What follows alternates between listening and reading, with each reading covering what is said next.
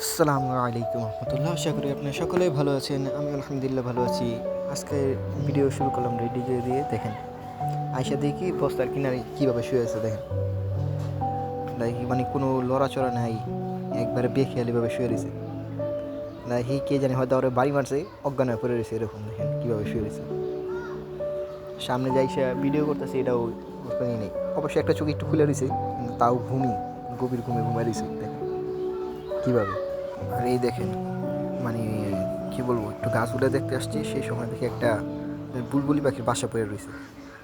আমাদের এখানে মানে ঘাস তো উপরে, তাদের তো আপনারা জানেন বুলবুলি খুব ছোটো হয়ে থাকে, লতা পাতার উপরেই তারা বাসা বানায়। সেখানকার থেকে হয়তো কালকে রাতে বাতাস ছাড়ছিল আমাদের এখানে, পড়ে গেছে বাসাটা। বাচ্চা কোনো ছিল না, ডিম বাচ্চা এরকম আমি দেখছি। আর এই যে একটা চড়ুই পাখির বাচ্চা আপনারা আমরা দেখতে পাচ্ছেন আমার হাতে, মারা গেছে।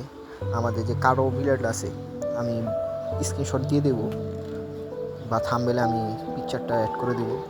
মানে সেই বিড়ালটা আমি বসে বসে মোবাইল দেখতেছিলাম, আম্মু কাজ করতেছিল।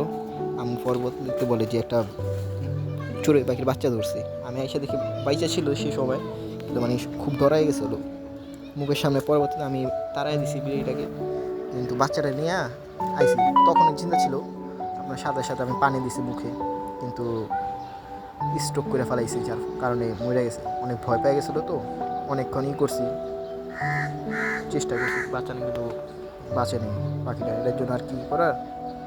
এখন এই যে আপনারা দেখছেন যে কবুতরের বাচ্চাটা আমি নিচে মাটি চাপা দিয়েছিলাম, যেটা উঠায় ফেলাইছি।